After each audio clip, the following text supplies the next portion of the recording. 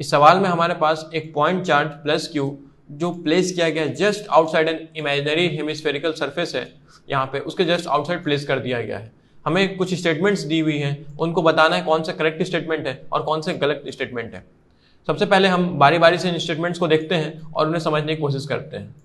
अगर मैं ये डायग्राम बनाता हूँ, दैट इज हमारा चार्ज जस्ट आउटसाइड प्लेस्ड है और यहाँ पे ये जो एंगल बन रहा होगा ये 45 डिग्री बन रहा होगा और ये मैंने किसी जनरल थीटा पे दिखा दिया है। दैट इज हमसे सवाल पूछा गया है जो इलेक्ट्रिक फील्ड जो होगा क्या वो नॉर्मल टू दी सरफेस जो इलेक्ट्रिक फील्ड होगा क्या वो कांस्टेंट होगा या फिर वेरी कर रहा होगा।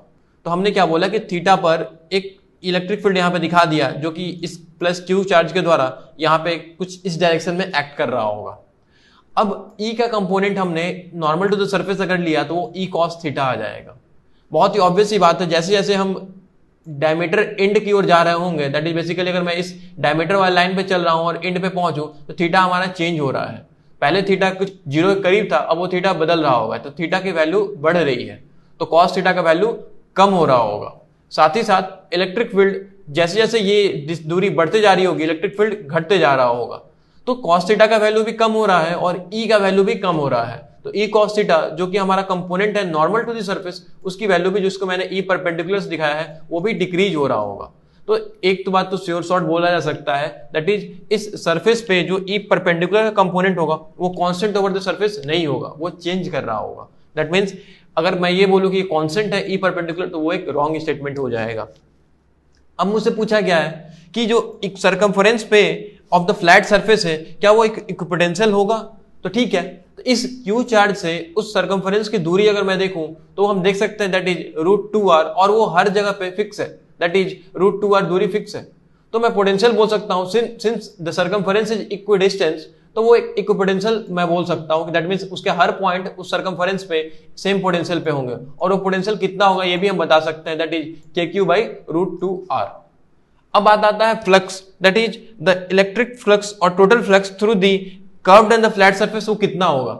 सिंस चार्ज आउटसाइड है तो मैं ये बोल सकता हूं कि इलेक्ट्रिक फ्लक्स इस कर्व्ड सरफेस के द्वारा और इस अगर फ्लैट सरफेस के द्वारा टोटल फ्लक्स निकालूं तो वो तो जीरो होगा।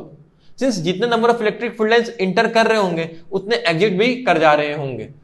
अगर ये चार्ज इनसाइड होता, जस्ट इनसाइड भी होता तो total flux through this entire surface Q enclosed upon epsilon not आता। बट सिंस यहाँ पे चार्ज आउटसाइड है तो फ्लक्स हमारा Q/एप्सिलॉन नॉट से कम होगा, बेसिकली जीरो होगा, वो ज्यादा बेटर होगा बोलना।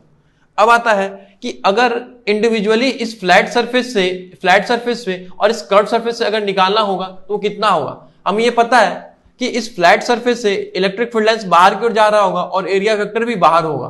तो अगर मैं इस फ्लैट सरफेस से निकालने की कोशिश करूं तो वो पॉजिटिव आएगा इन नेचर। अगर पॉजिटिव इन नेचर इस पे आ रहा है और दोनों का कंबाइंड जीरो होना है तो कर्व सरफेस पे तो निगेटिव आना है।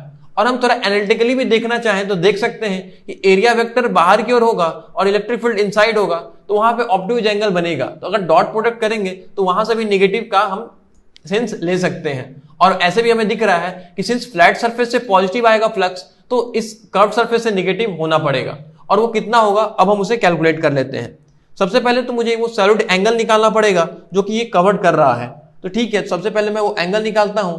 उसके लिए मैं निकाल सकता हूं that is 2π × 1 - cos theta. Theta का वैल्यू हमें पता है यहाँ पे 45 डिग्री है। अगर मुझे फ्लक्स निकालना हो फाई तो वो हमारा हो जाएगा सॉलिड एंगल अगर जो मैं निकालेंगे और ये निगेटिव होगा, ये फॉर श्योर है। तो मैं बोलूंगा अपॉन 4π × Q/ε0। सबसे पहले तो मैं इसकी वैल्यू निकाल लेता हूं सॉलिड एंगल की, दैट इज मैं यहां पे लिखूं दैट इज 2π × 1 - cos थीटा, तो वो हमारा है 1 - 1/√2। ये हमारा वैल्यू आ गया सॉलिड एंगल का। तो अब मैं फ्लक्स निकाल लेता हूं, negative of 2π × 1 - 1/√2 upon 4π Q enclosed upon ε0। यहां से वैल्यू जो आएगा वो आ जाएगा माइनस साइन आगे में Q इनक्लोज्ड अपॉन 2ε0 × 1 - 1/√2। ये हमारा आ जाएगा फ्लक्स फाई।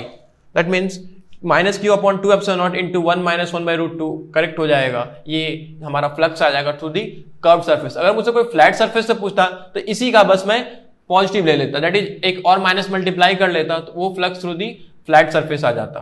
Thank you.